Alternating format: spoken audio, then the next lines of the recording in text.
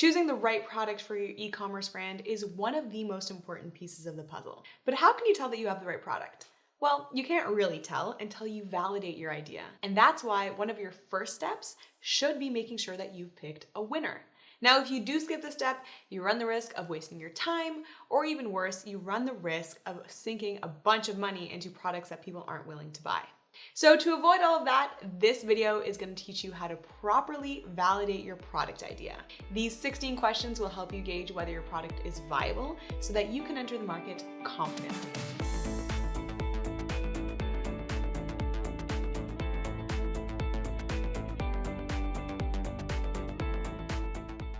If you have just stumbled upon this video, welcome to Learn with Shopify.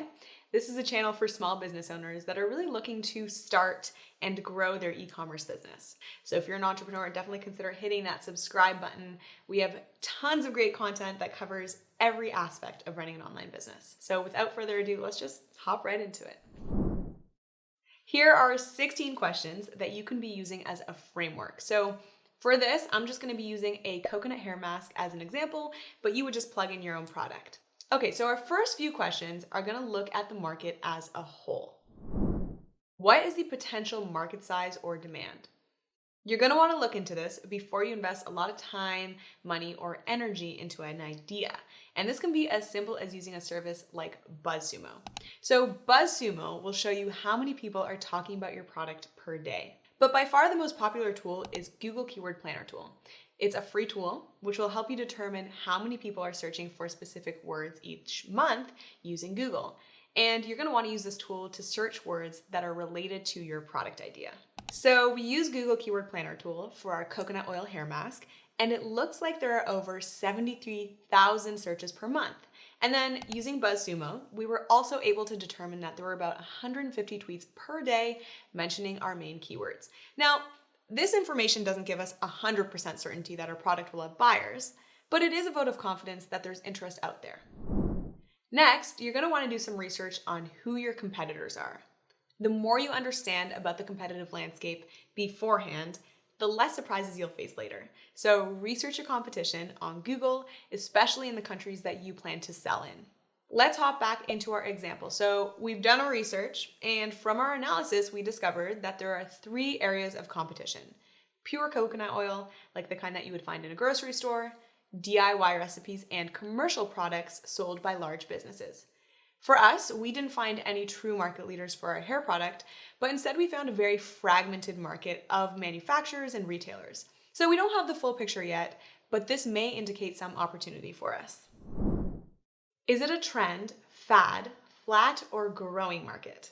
Just as important as knowing your potential market size, it is also important to understand which direction the market is going. The last thing that you want is to realize that you've actually missed the boat and the market is rapidly declining, right? So for our product, we know from Google Trends that the search interest has grown significantly over the last several years.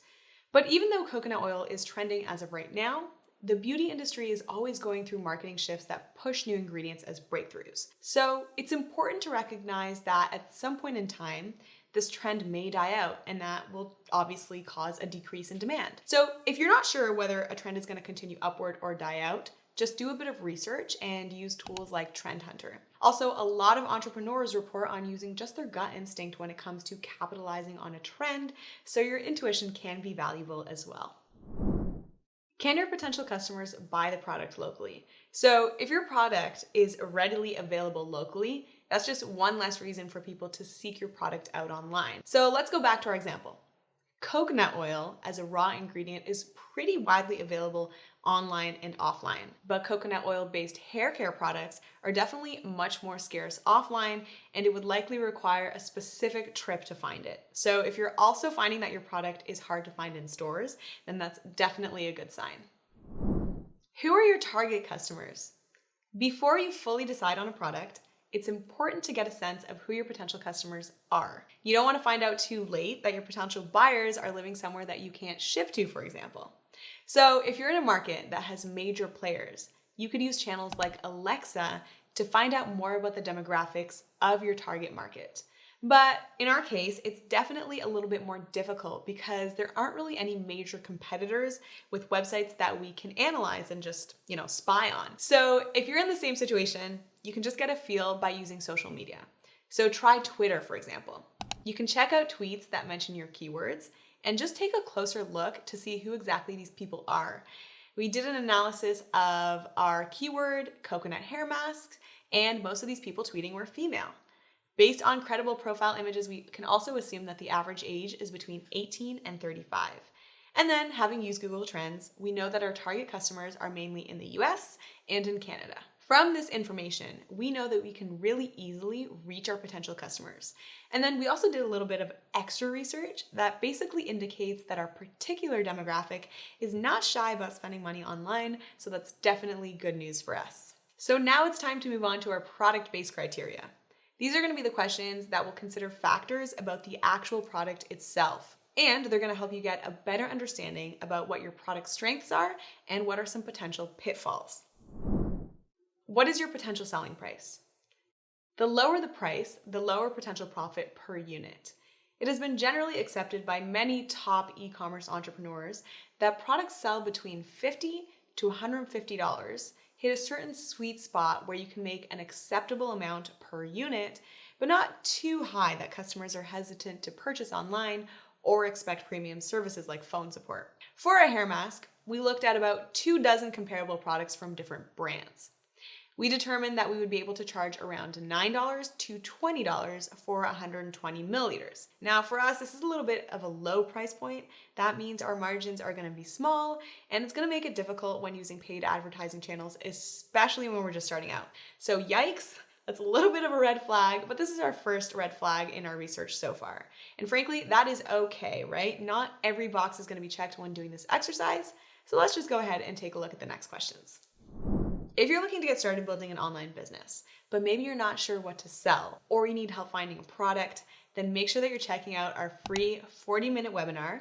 It's going to teach you how to find winning product ideas, how to validate those ideas, and how to get started. So just click the link in the description box below to get started with your free training now. What is your potential markup? Markup is the excess amount after the cost of your product. This amount will cover your expenses to run your business, and it's going to be your profit. Now remember, when you're looking at your potential markup, you may also want to consider how it's going to change as your business grows. So for example, we're just starting out, right? So we're going to be ordering small quantities. But as we grow, we're going to start to get some bulk pricing, and that's going to mean our costs go down and there's going to be some more leftover money. Like we just talked about, we know we can comfortably sell anywhere between $9 and $20.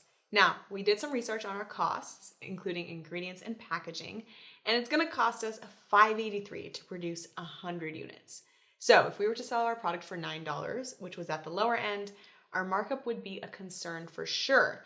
But if we aim for the higher end at $20, we can still enjoy a pretty healthy markup. All right, next up, how many SKUs will you have to stock? So SKUs refer to types or styles of products like sizes and colors. And in general, more SKUs just mean more potential headaches. So a lot of SKUs are going to increase your cost for inventory and storage, and it's going to increase the chances that you might make a shipping mix-up. So finding a product that has only one SKU is definitely a bonus. In our case, our product choice is just going to begin with one SKU. Now there's also potential to create an entire line with this concept, and that's great because that's going to open the door for opportunities further down the line.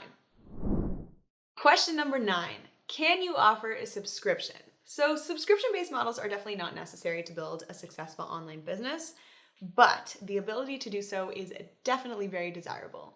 And that's because subscriptions increase recurring revenue and it saves you costs on acquiring new customers. For our hair mask, there's a potential that this could fit into a subscription-based model because it is a consumable. But it's important to be realistic. A customer is likely just going to go through a couple of these a year, so our subscription plan would definitely have to reflect that need. Question number 10. What is your product's size and weight?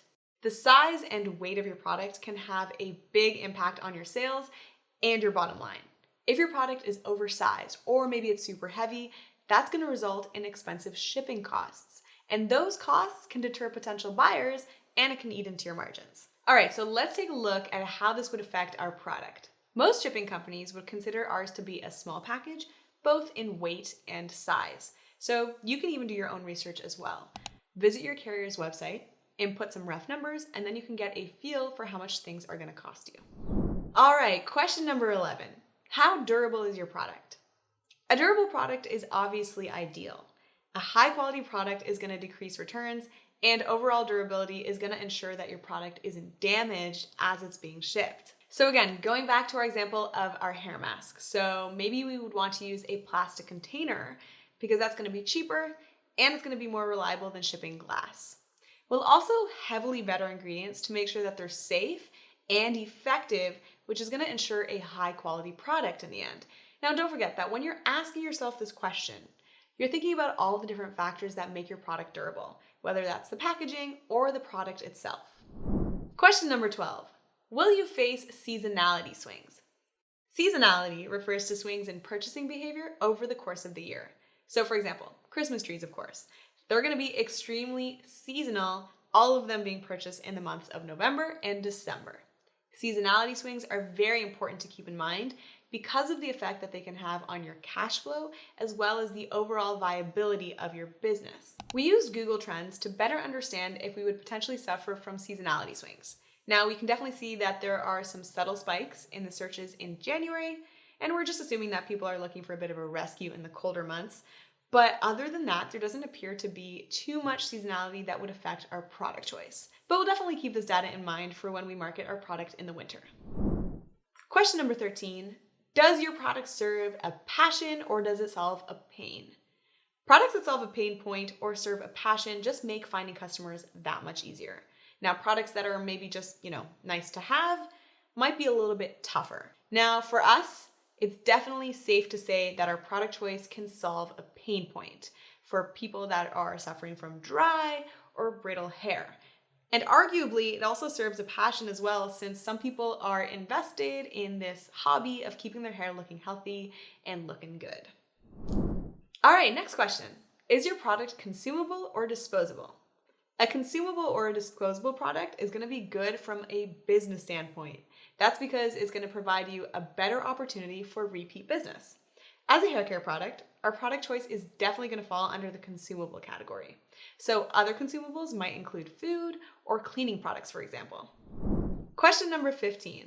Is your product perishable? Choosing a perishable product is going to pose a risk for you, especially if you're struggling to make sales, because that might mean that you could be throwing out some of your inventory if it goes bad. So this is definitely an important question that you want to ask yourself before you stock up. So going back to our case study, coconut oil has an approximate shelf life of 3 years or longer.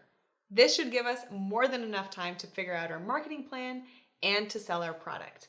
Plus, we'll also want to consider the time that it would take for our customers to actually use the product up.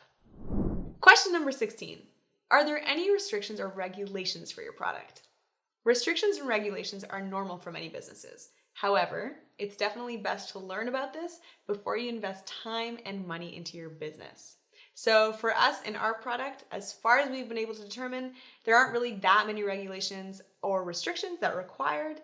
But if you're getting into food, cosmetics, or even baby toys, for example, you're definitely going to want to make sure that you're doing your research first. So after looking at our case study and taking into account the market and the product itself, we feel strongly about our product idea and the potential market for it. So some highlights that have really been standing out to us to give us this indication are the low cost to start the business, the strong search demand, the trend trajectory, and the keywords that we could potentially rank for in Google. However, we do have a few concerns that prevent this from being a complete slam dunk, and some of those being the low product price point and the competitive landscape. A large part of the potential success for a product is going to come from building a beautiful brand around this product, and then we're also going to want to make sure that the product itself is more effective than just coconut oil on its own. Once you have your product idea and you've validated the potential market for it, you're going to be ready to start building your online store. Shopify makes selling online really easy, really fast, and definitely scalable. So you can get started with a free 14-day trial, and you actually don't need a credit card at all to get started, and it's going to give you a full 2 weeks to build a beautiful e-commerce store so that you can start selling right away. I will leave a link for you guys in the description box to get started with your free 14-day trial. All right, so hopefully you found this example helpful. Make sure that you're asking yourself these questions just to do the proper research before you just go ahead and jump right in. And that way you're gonna have a clear, objective understanding of whether your product idea is viable. And if it is, you're gonna enter the market more confidently. If you found this video helpful, make sure that you're giving it a thumbs up. That helps our channel and it helps our community grow. Learn with Shopify is a community of entrepreneurs, so if that's you, feel free to hit subscribe to join our crew. But other than that, I'm glad that you were able to join me in today's video. My name is Rochelle Valley, and I will see you in the next one. Bye.